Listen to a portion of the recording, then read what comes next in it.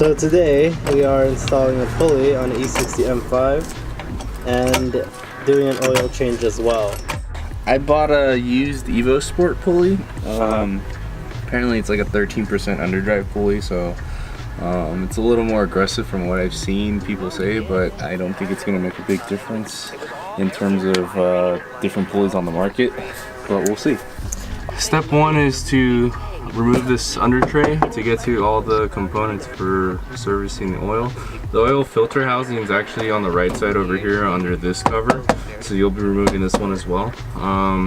The tools that you're going to need are going to be 8mm bolts, 8mm socket for the 8mm bolts right here, and I believe a 13mm socket for these ones, but we'll find out.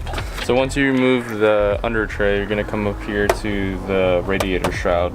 You're going to take this cover off so you can get access to the radiator fan to take it out, so you have a little more working space to work with the belts and all that. So you'll need a T30 socket and a ratchet, and you'll just be taking off all these bolts. And just make sure you know where they all go so you don't forget where.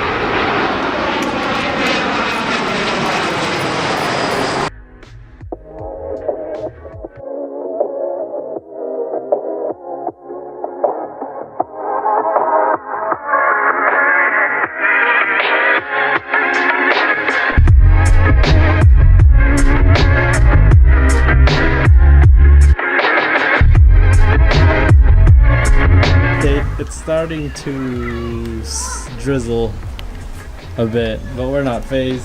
We work in the rain, and then like 3 hours later, it's hailing. I ain't a bitch. Yo, it's raining! Yeah, that's right. That's fucking rain, dude. It's raining. It's raining hard.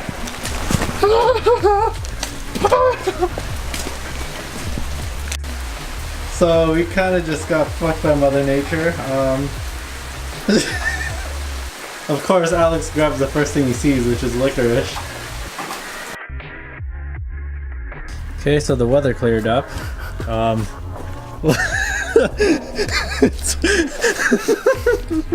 It's fucking nice and sunny now. Like, I don't know. I can't explain it.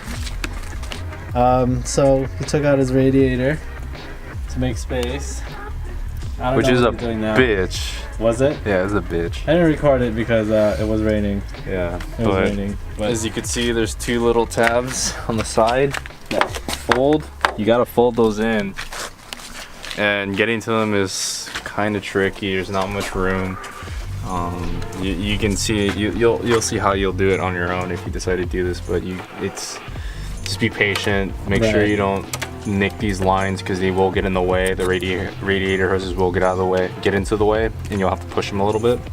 So just take your time.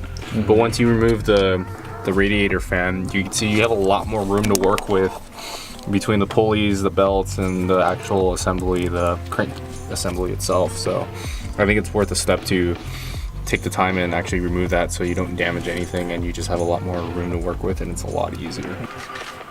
Got the belts out, as you can see. It's a little tricky.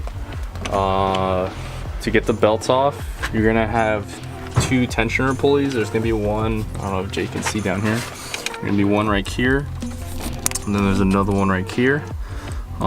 You turn them clockwise respectively to loosen up the tension and get the belt off.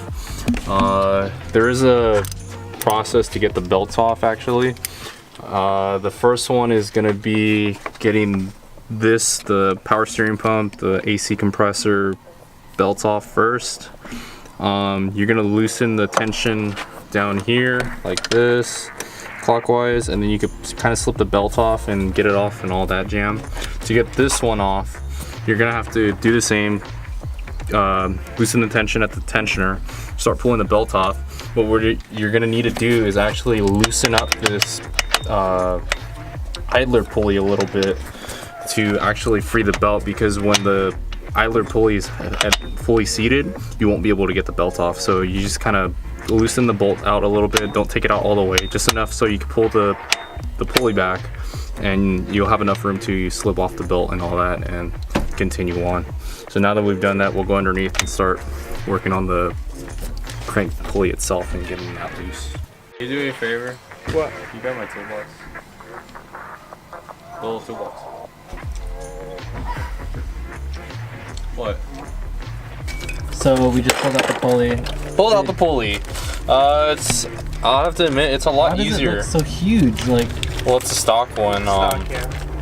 Hey, that's that weight reduction. As you can see, the Evo Sport pulley is quite a lot smaller. Fit inside. Yeah, literally fit inside.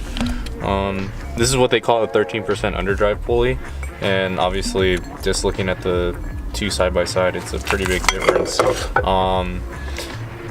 As far as how much of an improvement it's gonna make, I'm not so sure. We'll find out when we test drive it, but I have to admit this is a lot easier to pull off than most crank pulleys, because most cars with a crank pulley, when you do something like this, they have a huge bolt in the middle that you have to break off, and it can be quite difficult at times.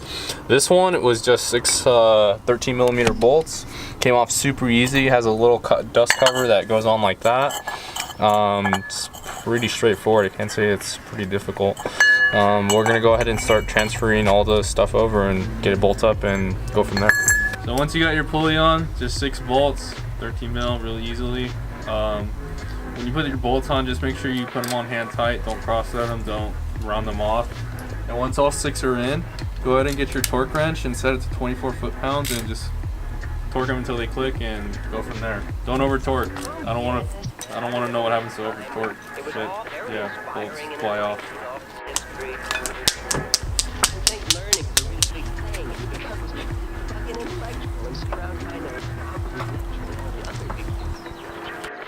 Should have mentioned this in the beginning, but make sure you draw a diagram of the belt routing before you actually take them off, because sometimes you can't remember how the belts actually go, and it's really crucial that you do, so just make sure you do that. But once you do that, it's pretty much the reverse. You kind of slip on all the belts over the pulleys and all that, the tensioners, and the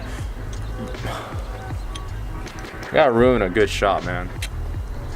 Anyways, before we were interrupted, the easiest way to put the belts back on is to put them all on over all the pulleys, get them all over, and just try to slip the last part of the belt over the tensioner that you can actually move. It's the easiest way to do it. If you try to slip it on the tensioner first and then try to start putting it over the pulleys, you're gonna be fighting it all day, and you'll probably end up damaging the belt that way. So just leave the tensioner for last and just slip the belt on once you've released the tension. It's the easiest way. And once you do that, you can just go ahead and button up, put the radiator fan back in, the shroud, and go from there. It's pretty straightforward. And just double check that all your belts are over the grooves of the pulleys and none of them are loose or slipped or anything, because if you start the car and it's like that, you probably will get a belt to fly off, and that won't be good. So make sure you double check your work. So we got the radiator on, this cover. Everything's pretty good. We just gotta put the under tray on, and then we'll give it a start. We gotta get the oil temps up. So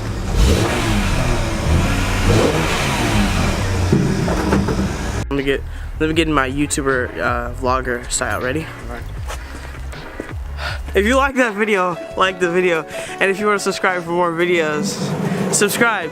Link with my channel will be in the description below. Alex's Instagram, where he's making noise right now, will also be in the description below. Hopefully if Jay puts that in, you know. Subscribe to Tia's channel. Anyways, thanks for watching, guys. Leave a like, subscribe to my channel. And we'll see you guys next time.